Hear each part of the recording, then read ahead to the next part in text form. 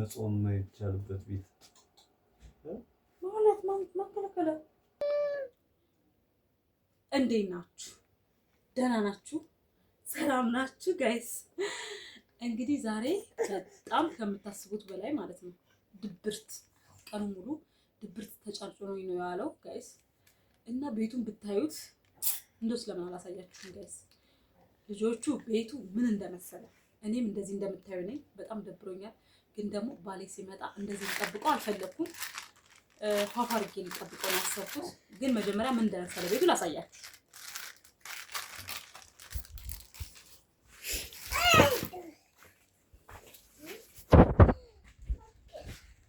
እዩት እዩት፣ ብቻ እዩት እዩ እዩ።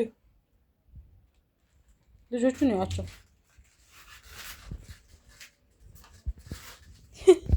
ሀሴት ደህና ነሽ? እዩ የኔ ፍቅር። በስመ አብ ወልድ። ሰው እንደዚህ ይደብረዋል እንዴ? እዩ ሰው እንደዚህ ድብር ይለዋል። ያውም ልጅ እያለ ምን እያለ አስቡት። ቤቱ ምስቅልቅሎ ወጥቷል።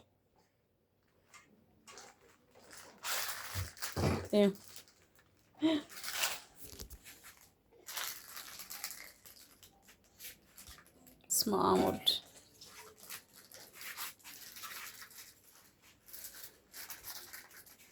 እና ጋይስ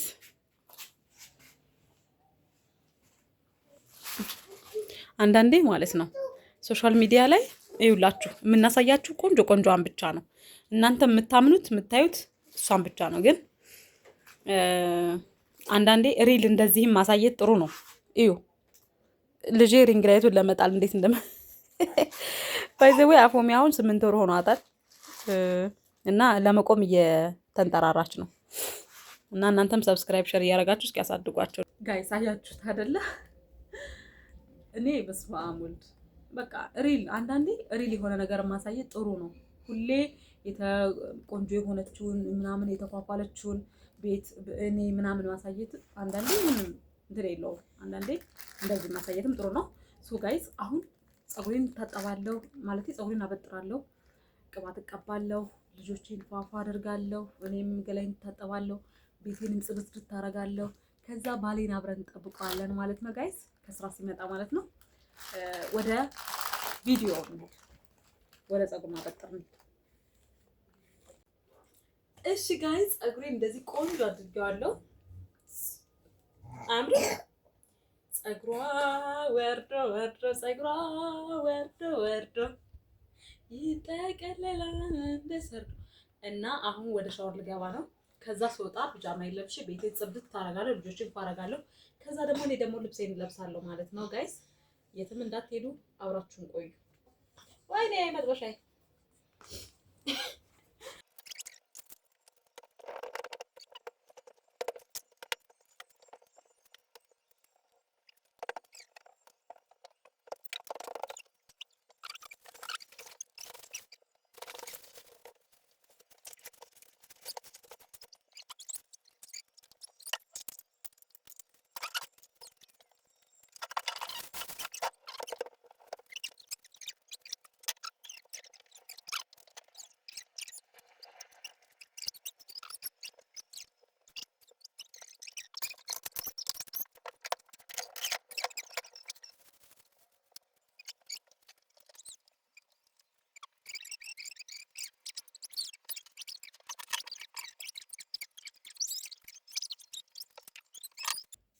እና እንዴት አያችሁት ጋይስ?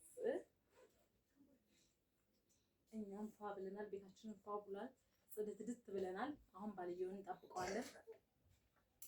ከዛ እራታችንን እንበላለን። ተከታተሉ። አሁን ወይ ትቻላል።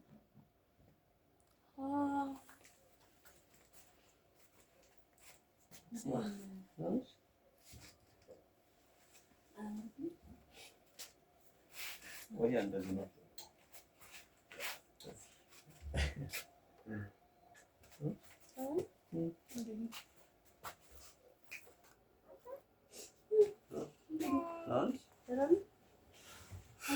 እንዴት ነው?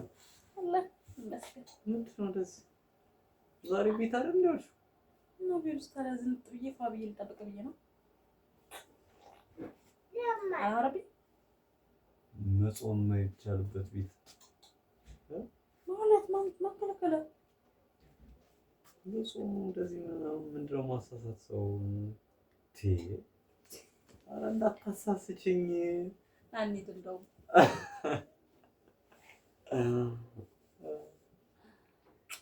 ላንች ሁሉ እንዴት ቆንጆ ነው። ተኝቶ ነው ትንሿም ተኝታለች፣ ትልቋም ለመተኛት ዳርዳር እያለች ደህና ነው። ስራ እንዴት ውሎ አሪፍ ነው። እራት ይቅረባ አረፍ ትንሽ ኖርማል ነው። ችግር የለም። ይቅረብና በልተን እናልፋለን። ቡና ነው የስ ይታያል።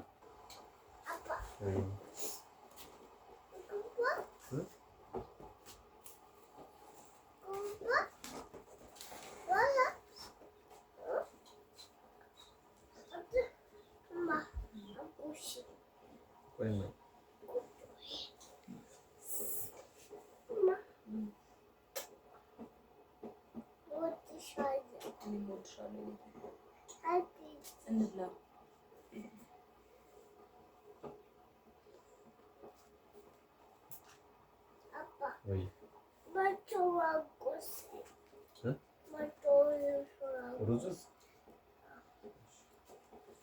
ራሳችንን እንብላና ተመልሰን እንገናኛለን። ጋይስ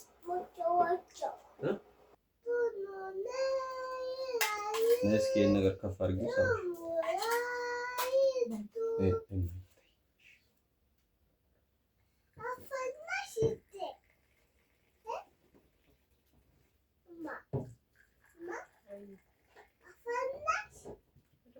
አፈላሽ ወይ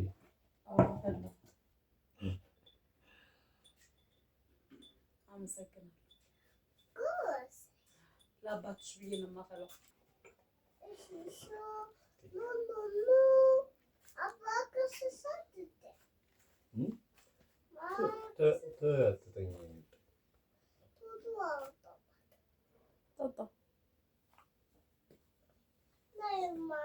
እንዴት አየኸው? ወደድከው?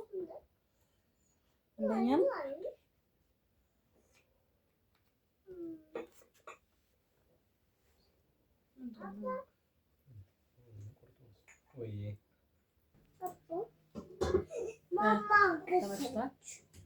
መጀመሪያ ላይ ያያችሁትና አሁን ያለው ነገርስ እንዴት ነው? አስተያየታችሁን ኮሜንት ላይ ጻፉልን። ሰብስክራይብ እያደረጋችሁ ሼር ላይክ እያደረጋችሁ ቤተሰብነታችሁን አጋርነታችሁን አሳዩ። እንዳላችሁ ወይዬ በሉ እና ይሄን የመሳሰለ ነው። በጣም ነው የምንወዳችሁ። ሰላም ነው።